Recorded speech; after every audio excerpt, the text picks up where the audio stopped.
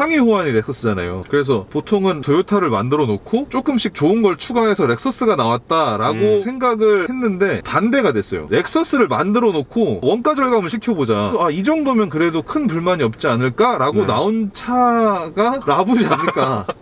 Who knows, we might get married, never a bunch of kids like that.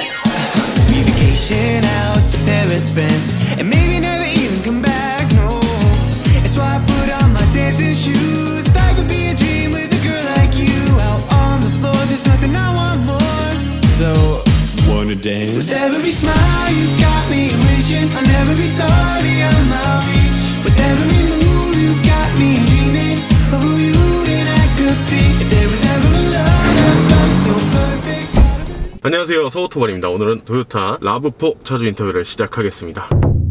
예, 안녕하세요. 저는 화성시에서 거주하고 있고요. 예, 39살, 그리고 올해 차를 구매했고요. 라브4 하이브리드 4륜구동, 그리고 이 차를 속칭 5.5세대라고 하고 있습니다. 5.5세대 차량. 현재는 가장 최신 차량이죠. 그쵸. 타신 지는 얼마나 됐나요? 6월 중순에 이 차 받았으니까 한 달 반 정도 됐습니다. 주행거리는 어느 정도 타셨을까요? 제가 어제 휴가 갔다 와가지고 3,000이 조금 안 되네요. 2,900입니다. 3,000km 정도 주행하셨고요. 이 차량 타보시니까 어떠신가요? 기본기에 충실하다. 그런 차인 것 같아요. 총평으로 했을 때도 기본기가 충실하다 이렇게 끝낼 차량인가요? 이따가도 총평 때 말씀드리겠지만 탈 것에 대한 기본기는 굉장히 충실한 차다라고 얘기를 하려고 준비했거든요. 아, 그래요? 네. 뭐 이렇다 할 그런 것들이 없군요. 단점을 물론 많이 찾긴 했지만 눈에 띄는 단점이다라기보다는 아쉬운 게 조금 있는 거지, 주행 면에서 있어가지고 오히려 장점이면 장점이 훨씬 많았지 단점이 많은 차다라는 생각이 들지 않아요. 무난한 차량이다. 알겠습니다. 그러면 이 차량 금액 얘기 시작해볼게요. 이 차가 5.5세대로 올라가면서 4륜 기준으로 말씀드리면 4,700이 조금 넘어요. 보험 빼고 취등록세 했을 때 딱 5천만 원에 바꿀 수 있고요. 보험 같은 경우는 제가 와이프 넣고 그리고 둘째가 조금 어려가지고 할인 받아서 96만 원에 그렇게. 4인 가족에 만 38. 예, 만 38입니다. 30대 후반입니다. 네.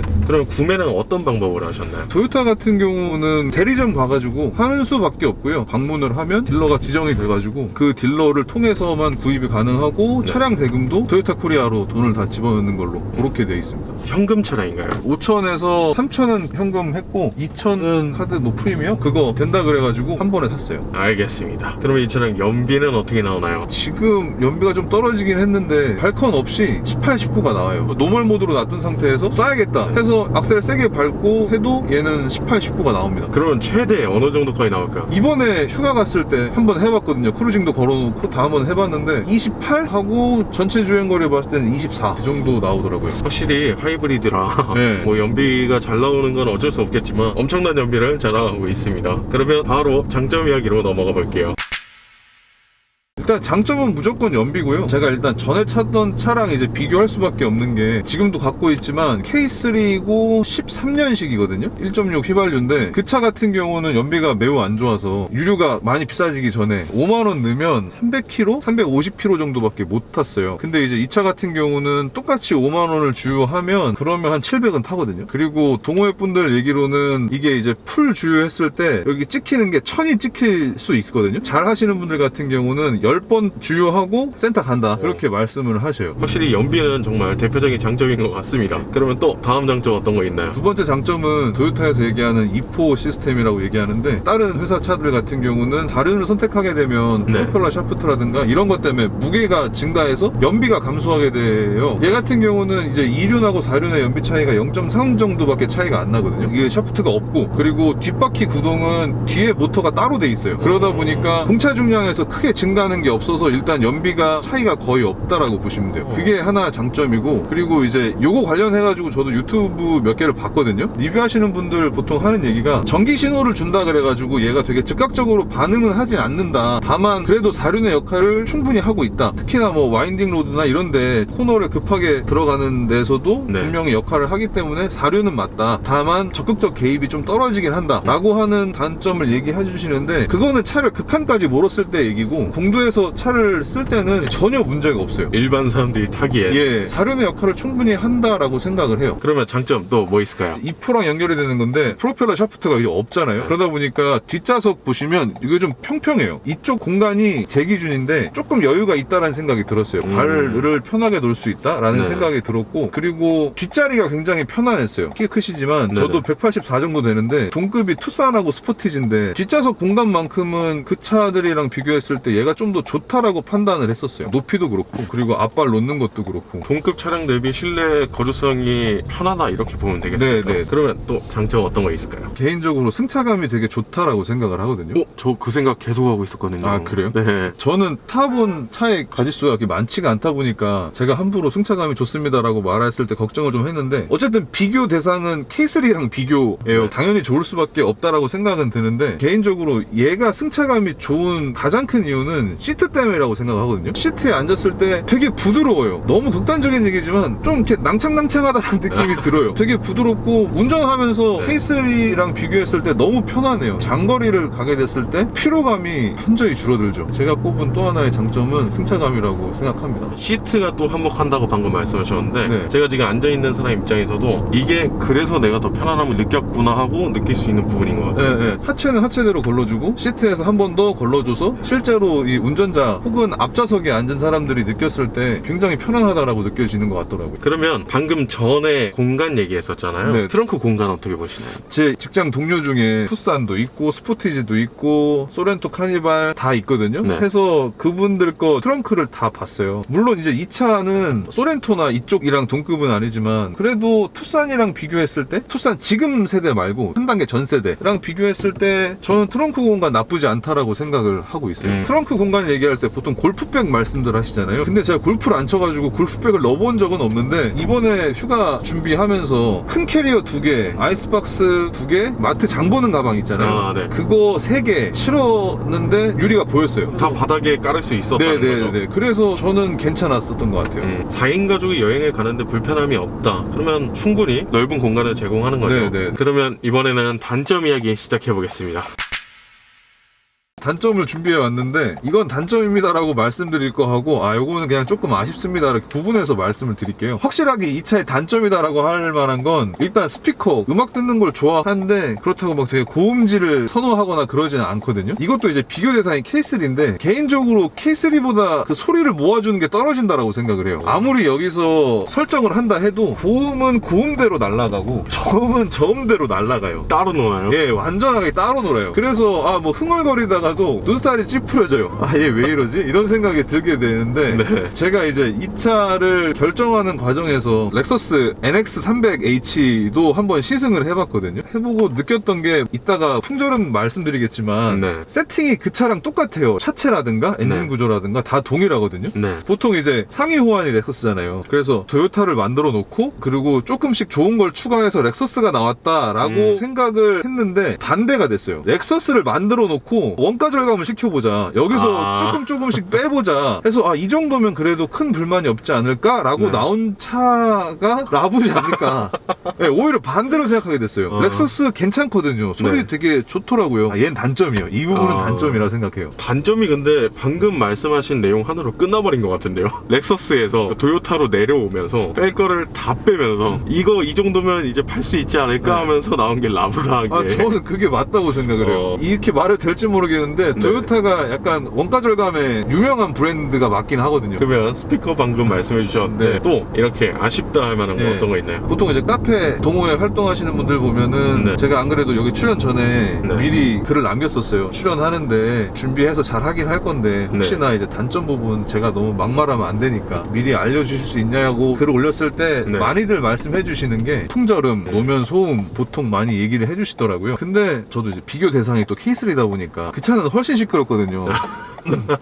네. 근데 이제 이거를 렉서스랑 비교하면 시끄러운 거죠. 심지어 같은 플랫폼을 사용하고 그쵸. 있는 예. 차량인데도. 그래서 리뷰하시는 분들이든 동호회 분들도 이 소리가 너무 거슬린다라고 하시면 하부 코팅 하시고 네. 그러면 조금은 잡아집니다 라고 얘기를 하세요. 이 노면 소음이라든지 풍절음은 이 차량을 타고 계신 모든 분들이 느끼고 있는 예. 아쉬움이다. 예. 그러면 또 아쉬운 거 있을까요? 이것도 단점이겠네요. 인포테인먼트. 이것도 비교를 하면 이제 국산차 대비했을 때 혹은 아까 말씀드린 NX 350하고만 비교를 해도 말 그대로 지금 시대에는 조금 그러지 않나. 그러다가 이제 뭐 팰리세이드나 다른 분들 차 타면 눈 돌아가는 거죠. 비교하면 너무 네. 티가 나니까 투박해 보이기는 합니다. 네. 또 아쉬운 거, 단점 어떤 거 있을까요? 옵션이죠, 아무래도. 그렇다고 이 차가 국산차 대비해서 노옵이다는 아니에요. 깡통이다라고 말하는 건 아닌데 뭐 있을 건 다 있습니다. 통풍되고 열선되고 네. 무선 충전 패드며 다 있어요. 다 네. 있긴 한데 국산차 대비했을 때 조금씩 아쉽다는 거예요. 얘 같은 경우는 처음에 통풍을 켰을 때 뒤에서 에어컨 돌아가는 소리가 확실하게 나더라고요. 그래서 아 원래 통풍은 이런 거구나 했다가 통풍을 껐는데 너무 조용한 거죠. 그래서 물어봤어요, 다른 분들한테. 다른 차 통풍은 어때요? 라고 물어보니까 네. 통풍 뭐 조용하고 시원하지. 그래서 통풍이 조금 아쉽고, 그리고 이제 무선 충전 패드 같은 경우도 있긴 있는데 잘 안 쓰긴 해요. 왜냐면 갖다 놓으면 엄청 뜨거워져가지고 아, 발열이. 예, 발열이 좀 있어서 잘 안 쓰게 되고, 충전 속도도 크게 뭐 그렇게 좋은 편이 아니어가지고. 아. 그리고 이번에 5세대에서 5.5세대로 넘어오면서 몇 가지 뭐 바뀐 부분이 있습니다라고 홍보를 하는데, 이것도 어떻게 보면 제 입장에선 별 문제가 안 되는 건데 동호인분들이 보시기에는 좀 불편한 거는, 얼마 전까지 여기 이쪽에 한글화가 안 돼 있었어요. 그냥 영문으로 쭉 쓰시다가 이번에 5.5 넘어오면서 한글로 바뀌었고, 실내등 같은 경우도 아마 제가 듣기에는 LED가 아니었던 걸로 알고 있어요. 이번에 5.5로 넘어오면서 LED로 됐고, 옆에 조수석 같은 경우도 네. 전동 시트가 아니었어요. 이번에 전동 시트로 됐고, 어떻게 보면 조금 지나가면서 채워지고는 있는데 국산차가 발전하는 속도에 비해서는 조금 더디다 라고 말할 수 있고요. 그리고 단점을 너무 많이 얘기하는 것 같은데 이건 단점이라기보다는 좀 아쉬운 건데, 컵홀더가 꽤나 깊어요. 그래서 뭐가 딱 맞냐면은 500ml 이상 텀블러나 1리터 커피 있잖아요. 걔는 딱 맞아요. 근데 그거 말고 이제 일반 톨 사이즈나 그란데 사이즈를 사잖아요. 그러면은 것 같은데요? 박혀요. 박혀서 이거를 꺼내기가 쉽지가 않아요. 그리고 이쪽 게 제 거잖아요. 네. 이쪽 게 제 거니까 이렇게 해야 되는데 불편해요. 차라리 이게 편해요. 아, 반대로. 예, 반대로 가는 게. 그래서 이제 와이프 타면 와이프 게 여기 있고요. 제 게 여기 있어요. 아, 서로. 네, 서로 반대가 돼요. 그리고 원가 절감이긴 한데 생각보다 플라스틱이 많습니다. 뭐 예를 들면 요 앞에도 있고 여기도 있고, 나름 그래도 딱 5천만 원에 산 차인데, 국산차 차주분들 보시면 하이그로시가 너무 많아가지고 불편해요라고 말씀하시는데, 하이그로시가 좀 있었으면 좋겠어요. 번쩍번쩍 빛났으면 좋겠고, 또 아쉬운 부분은 이거는 운전하면서 개인적으로 좀 아쉽고 위험하다라고 느꼈던 부분 중에 하나가, 여기 보시면 은색이거든요. 근데 이게 비쳐요. 그러네요. 네, 비쳐가지고 사이드 미러에 이게 보여요. 시야가 조금 방해된다 해서 요거는 제 생각에는 단점이지 않나 싶어요. 이런 디테일한 아쉬움 너무 좋습니다. 또 이런 거 있을까요? 또 비교를 어디에 하냐의 문제인데, 이 차가 북미에서 워낙 잘 팔리는 베스트셀링 차인데 북미 같은 경우는 선택할 수 있는 게 조금 있나 봐요. 여기 보시면 여기 흰색 스티치가 있거든요. 이게 북미에는 빨간색이 있더라고요. 그래서 이 차 계약하면서 제가 이제 딜러분한테 요 스티치 빨간색 가능할까요? 라고 제가 여쭤봤어요. 한국에서는 선택이 없다고 네. 그렇게 얘기를 하시더라고요. 그래서 조금 더 알아보니까 뭐 액세서리든 아니면 선택할 수 있는 게 북미 대비 조금 많이 적더라고요. 흔히 뭐 파츠를 구한다고 하잖아요. 네. 아무래도 활성화가 좀 덜 돼 있어서 보통 이제 저희 동호회분들 같은 경우는 알리 이용하시든가 북미 마켓으로 아예 직접 하시는 분들 계시더라고요. 그런 식으로까지. 예. 애프터 제품이 많이 없구나. 예.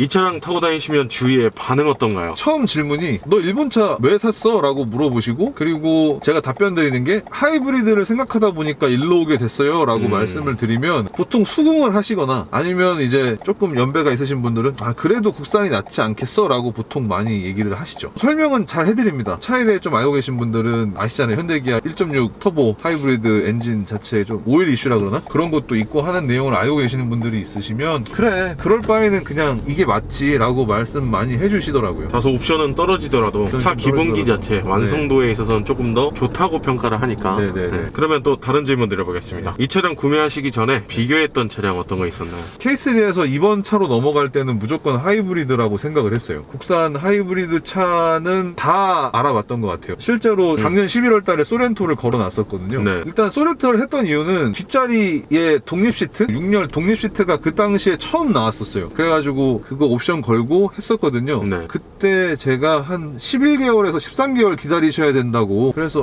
뭐 기다릴게요 하고 기다렸는데 올해 이제 3월달 돼서 그거 터진 거죠. 현대기아 하이브리드 오일 이슈가 터진 거죠. 그래가지고 좀 알아봤어요. 개인적으로 제가 내린 결론은 하이브리드 엔진에는 터보는 아니겠구나, 자연흡기가 맞겠구나 라고 생각을 해서 그때 고려했던 차들 모두 다 포기했어요. 투싼, 스포티지, 산타페, 소렌토, 그리고 K8 하이브리드까지. 애시당초 하이브리드 중에 하나 사자 였고 우리나라 하이브리드는 아닌 것 같아 해서 마음을 접고, 그리고 이제 눈을 돌렸던 게 요 차랑, 그리고 아까 계속 비교 대상으로 나왔던 NX350H, 그리고 예전에 제가 서우토반 보다가 그분 거 되게 혹했는데 렉서스 ES300H 차주분, 예, 그 차까지 고민하면서도 렉서스를 그 정도 가격이면 노려볼 수 있지 않을까라는 생각을 실제로 했고, 시승도 해보고 알아보러 다녔는데 노려는 볼 수 있으나 거기까지 좀 오버하지 않나 싶어서 그래서 요 차로 선택했던 것 같아요. 타협한 차량이군요. 네. 한다면 하겠지만 네, 한다면 해요. 그렇게까지 무리해야 되나? 예. 알겠습니다. 그럼 또 다른 질문 드려보겠습니다. 후회하신 적 있나요? 아니요, 후회한 적이 없어요. 아쉬운 포인트들을 말씀드리긴 했지만 이 차의 연비를 보고 있으면 절대 후회하지 않습니다. 연비가 18, 19, 20이 찍히는데 모드에 따라 좀 다르다고 보통 말씀들은 하시는데 에코 모드 있고 노멀 모드 있고 스포츠 모드가 있어요. 그래서 처음에 이 차 딜러가 소개해줄 때는 그냥 공도에서는 에코 모드 쓰시고 고속도로 올라가시면은 노멀 모드, 스포츠는 거의 쓰지 마세요 라고 얘기를 하더라고요. 근데 에코는 너무 답답해요. 엑셀 반응이 너무 느리고 나가는 것 같지도 않고, 그래서 그냥 저는 계속 노멀 모드로 유지하고 타는데 그래도 이 연비가 나오니까.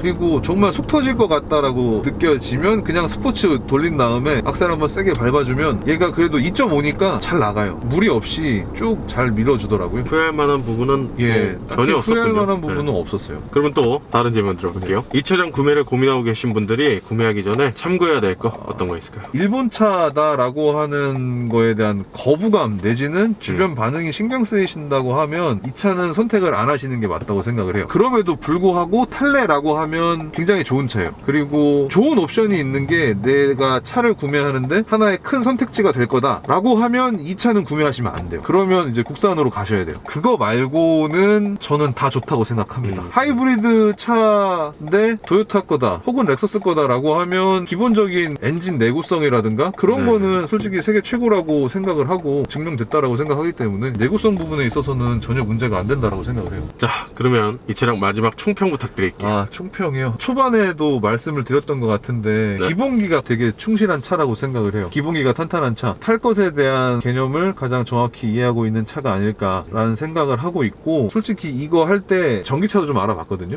저희 아파트에 충전기도 있고 하긴 하지만 전기차로 넘어가기에는 조금 시기상조다라고 판단을 했어요. 언젠가는 다 전기차로 넘어가겠지만 넘어가기 직전 혹은 전에 선택할 수 있는 가장 안정적인 선택이 아닐까라고 생각을 합니다. 그러면 마지막으로 특별히 하실 말씀이 있나요? 거의 다 한 것 같고요. 나오게 될 줄 몰랐어요. 신청하게 됐는데 연락이 와서 기분 좋았고 되게 새로운 경험 한 것 같고, 잘 얘기를 했는지 모르겠는데 너무 잘해주셨습니다. 잘 편집해 주시겠죠 뭐. 네, 저희 PD 친구가 편집 열심히 해서 보내드리겠습니다. 그러면 오늘 인터뷰는 이 정도에서 마무리하도록 하고요. 저희 서우토반은 다음번에 또 다양한 차종 가지고 인사드리겠습니다. 지금까지 서우토반이었습니다. 감사합니다.